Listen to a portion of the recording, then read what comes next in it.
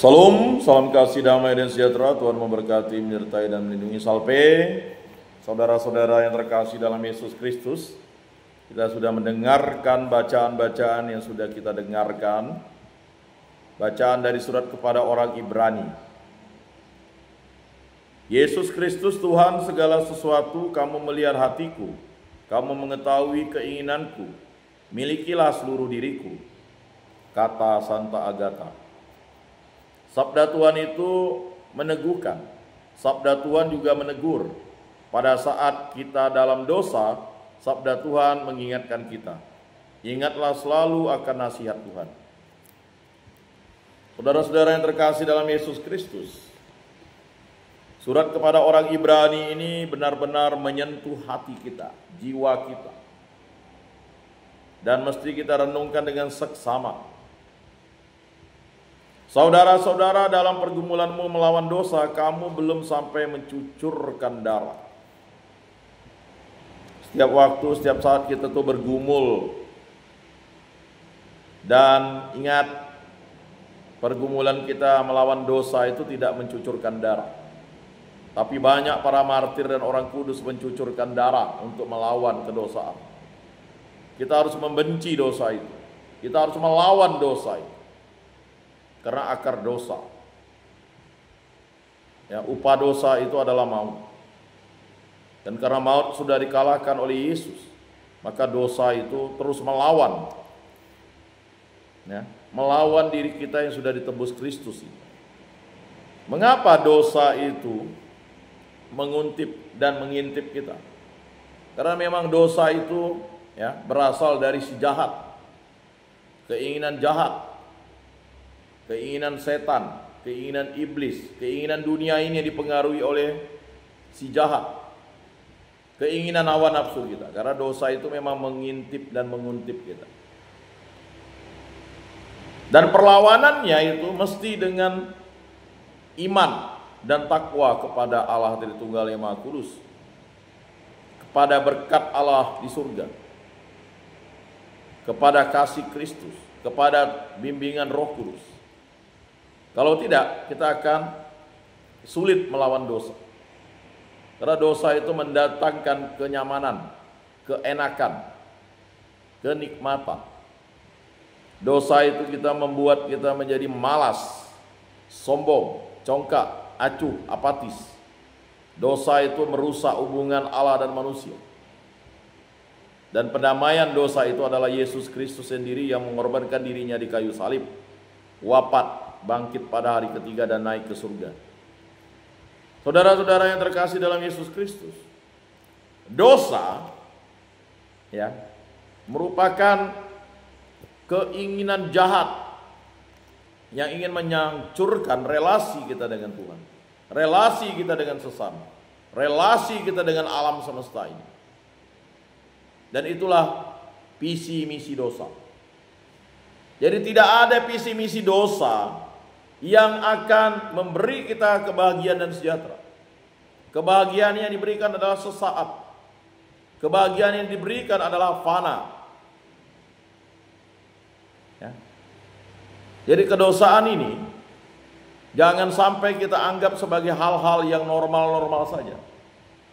Karena jelas, ya, dosa ini berasal dari si iblis, si jahat, setan. Ya. Mengapa dia menguntip dan mengintip manusia? Karena dia merasa iri. Ya. Si jahat, sang pendusta itu tidak lagi bisa bersama Allah. Berkali-kali saya sampaikan, neraka itu adalah terpisah dari Allah. Ya. Surga itu, ya, bersama dengan Allah, berjalan bersama dengan Allah. Dan kita di dunia ini berjalan bersama dengan Allah. Maka kita harus menyandarkan diri kepada Allah, kepada Yesus, kepada Roh Kudus. Janganlah kamu lupakan nasihat yang berbicara kepada kamu seperti kepada anak-anak. Saudara-saudara yang terkasih, nasihat itu diberikan kepada kita supaya kita tetap setia kepada Allah, tetap mencintai Allah. Karena belas kasih Allah adalah setia kepada kita. Maka nasihat-nasihat yang diberikan sudah sepantas dan selayaknya kita hadir dalam misa dan ibadat Katolik. Nanti ketika kalian keluar dari tempat ini, yang sudah terbiasa mengikuti ibadat dan misa di tempat ini, janganlah kendor. Janganlah biarkan kerajinanmu kendor, dan hendaknya rohmu bernyala-nyala, dan layanilah Tuhan. Dan itu caranya untuk kita tetap melawan dosa. Kalau kita kembali ke perbuatan kita yang lama, kita kembali ke situasi hidup kita yang lama, kita akan dimakan oleh dosa itu. Dimakan, ditenggelamkan oleh dosa itu. Dan karena dosa ini sudah menggerogoti dan menghancurkan hubungan Allah dan manusia, maka perlu, ya, sangat perlu ada pendamaian antara Allah dan manusia karena dirusak oleh dosa ini. Maka Yesus Kristus adalah Allah yang menjadi manusia, yang mendamaikan Allah dan manusia. Karena Allah merendahkan dirinya. Karena untuk mengalahkan maut dan menebus dosa itu, Yesus harus wafat. Dia harus lahir ke dunia. Ya. Dia dikandung oleh Roh Kudus, dilahirkan oleh perawan Maria. Itu adalah iman kita. Tidak boleh ada orang yang menggoyahkan iman kita.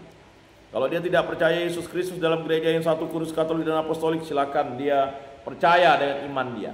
Tetapi kita sebagai orang Katolik, kita harus percaya apa yang disampaikan Allah itu sesuai dengan pernyataan iman kita setiap kita misa. Kita sudah jelas di situ. Saudara-saudara yang terkasih dalam Yesus Kristus, janganlah kamu lupa akan nasihat yang berbicara kepada kamu seperti kepada anak-anak. Jadi nasihat-nasihat yang diberikan oleh para alat-alat Allah, ya, terutama hamba-hamba Allah, ya, para imam yang menyampaikan nasihat-nasihat itu harus didengarkan dan dilaksanakan. Karena nasihat itu menuntun kita. Itulah suara Roh Kudus yang berbicara. Karena roh tidak dapat dilihat. Maka apa yang diberikan nasihat kepada kita, baik oleh orang tua, oleh imam, oleh banyak orang itu, ya, nasihat-nasihat yang utama adalah nasihat yang baik dan benar, bukan nasihat yang jahat. Nasihat yang jahat itu adalah kelaliman, kefasikan. Jadi ada orang menasihati kalian misalnya, sudahlah, kalian menjadi penjahat besar saja, atau menjadi orang yang terkenal saja. Toh orang jahat dan orang baik sama-sama terkenal, dan orang baik sering dilukai oleh orang jahat. Nah, itu adalah nasihat yang salah. Hati-hati ya. Kalian berhutang budi kepada orang yang memberikan nasihat yang jahat. Kamu sudah diselamatkan saya, tolong kamu bunuh orang ini. Ya kan? Gara-gara berhutang budi kamu harus bunuh orang. Itu namanya adalah nasihat yang salah. Nasihat yang salah itu adalah nasihat yang bisa membinasakan. Tetapi ingat, nasihat yang baik adalah nasihat yang bersukacita, mengembirakan, dan berbelas kasih. Kalau kamu membunuh orang, merampok orang, memperkosa orang, mencuri barang orang, itu bukan kasih. Itu adalah dosa. Paham ya? Kalau orang paham dosa, dia tidak akan melakukan kejahatan. Ya? Karena dosa itu adalah kejahatan. Mengapa dosa adalah kejahatan? Karena dia berasal dari kuasa kegelapan, kuasa setan, kuasa iblis. Ini nolong orang tapi kok bunuh orang misalnya, nyantet orang misalnya, ya kan? Loh, kamu kan punya kakek dukun, bisa nyantet orang, tolong. Kamu kan sudah berutang budi. Masa kamu mau saya diinjak-injak? Ini sering terjadi ya, nasihat yang salah. Diputar balikkan oleh dunia dan hawa nafsu. Itu bahaya. Bahaya.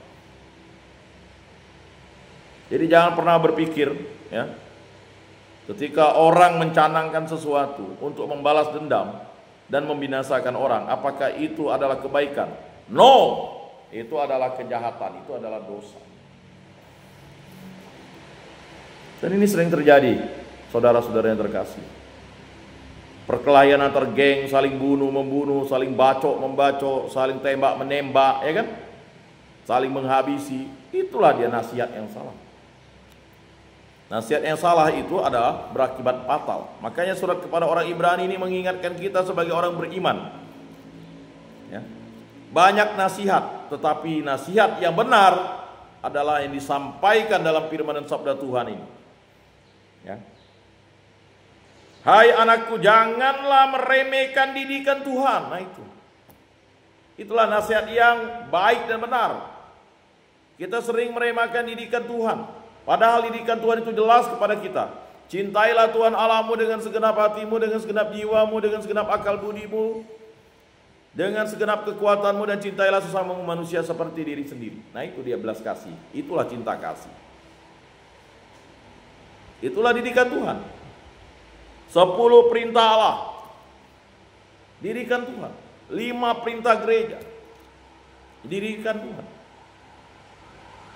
Jadi didikan Tuhan itu tidak boleh diremehkan. Kalau kita meremehkan akibatnya apa? Fatal. Ya. 10 perintah Allah. Tuhan bersabda, akulah Allah Tuhanmu. Pertama, jangan memuja berhala, berbaktilah padaku saja dan cintailah aku lebih dari segala sesuatu. Kedua, jangan menyebut nama Tuhan Allahmu tidak dengan hormat. Ketiga, kuduskanlah hari Tuhan. Keempat, hormatilah ibu bapakmu. Kelima, jangan membunuh. Keenam, jangan berzina. Ketujuh, jangan mencuri. Kedelapan, jangan bersaksi dusta terhadap sesama manusia. 9, jangan ingin berbuat cabul. 10, jangan ingin akan milik sesama manusia secara tak adil. Itu dia. Itulah didikan Tuhan. Jadi kalau kita ke gereja setiap minggu, itu adalah didikan Tuhan yang tidak boleh kita remehkan. Kalau kita remehkan berarti kita melanggar nasihat dari didikan Tuhan. 5 perintah gereja. Perintah gereja yang pertama, rayakanlah hari raya yang disamakan dengan hari Minggu. Perintah gereja yang kedua, hadapilah misa kudus pada hari Minggu dan pada hari raya yang diwajibkan, dan jangan melakukan perbuatan yang dilarang. Perintah gereja yang ketiga, jangan makan daging pada hari Patang dan berpuasalah pada hari puasa. Perintah gereja yang keempat, akuilah dosamu sekurang-kurangnya setahun sekali. Perintah gereja yang kelima, sambut tubuh Tuhan pada masa Paskah.